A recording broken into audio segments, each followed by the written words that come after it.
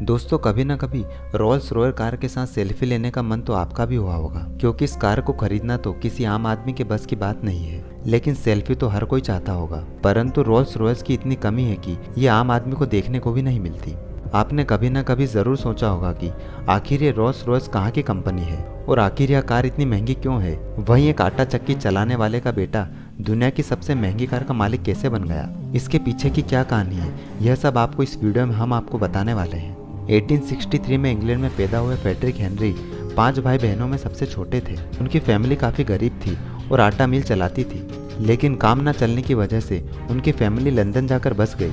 किसी तरह से उनकी ज़िंदगी बीत रही थी और तभी उनके पिता की मृत्यु हो गई और इसके बाद ही स्कूल छोड़कर उन्होंने न्यूज़पेपर बेचने का काम शुरू कर दिया। वहीं उन्हें पढ़ने का काफ़ी शौक था।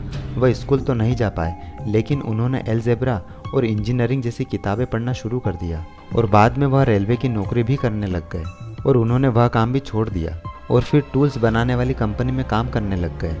इसके बाद वह कुछ पैसा बचाने लगे, क्योंकि इनका इंजीनियरिंग फील्ड में कुछ बड़ा करने का सपना था। इसके बाद उन्होंने 22 साल की उम्र में अपनी एक नज़दीकी दोस्त अर्नेस्ट क्लेरमोंट के साथ मिलकर यह कंपनी की शुरुआत की, जिसका नाम एफ.एच. रॉयस एंड कंपनी रखा गया। यह कंपनी छोटे छोटे इलेक्ट्रिक पार्ट्स बनाने का काम करती थी और इसके बाद इनका बिजनेस बढ़ गया और 1894 में उन्होंने इलेक्ट्रिक केन बनाने का काम शुरू कर दिया। लेकिन मार्केट में अन्य कंपनी आने की वजह से यह बिजनेस ज़्यादा लंबा नहीं चल पाया। इसके बाद उन्होंने मोटर कार बनाने की तरफ ध्यान देना शुरू कर दिया।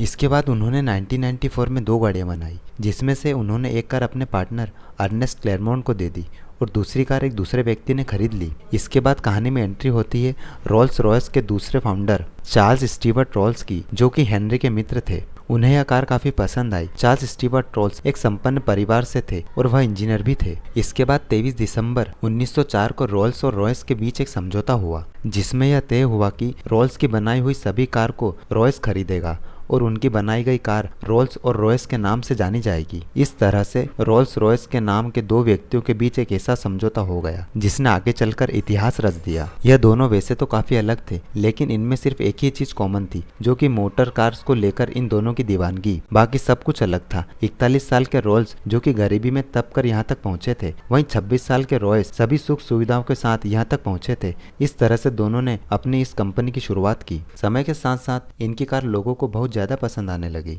और रॉयस रॉयल्स को बहुत फायदा होने लगा और कंपनी दिन प्रतिदिन नई ऊंचाइयां छूने लगी। इस तरह से 1910 में इस कंपनी के एक पार्टनर चार्ल्स रॉयल्स की हवाई दुर्घटना में मृत्यु हो गई और अब यह बिजनेस फ्रेडरिक हेनरी को अकेले ही संभालने का जिम्मा आ गया। वहीं 1980 में ब्रिटिश डिफेंस कंपनी विकर्स ने रोल्स रॉयस को खरीद लिया और 1998 में वोल्क्सवैगन और BMW दोनों में प्रतिस्पर्धा हुई इस कार कंपनी को खरीदने की, और खरीदने का मामला काफी लंबा चला और अंत में 2003 में रोल्स रॉयस की कंप्लीट ओनरशिप BMW के पास आ गई और अब रोल्स रॉयस कार BMW के अधीन काम करने लगी। साल 2003 में BMW के अधीन पहली फैंटम कार 2003 लॉन्च हुई, जो new generation Rolls Royce luxury car मानी जाती है, क्योंकि इस कार के फीचर सबसे अलग थे जो लोगों को काफी पसंद आए। तो दोस्तों यह थी रोल्स रॉयस की सफलता की कहानी। आपको यह वीडियो कैसी लगी हमें कमेंट बॉक्स में कमेंट करके ज़रूर बताएं। साथ ही हमारे चैनल को सब्सक्राइब करना ना भूलें, ताकि आप आने वाली वीडियो की जानकारी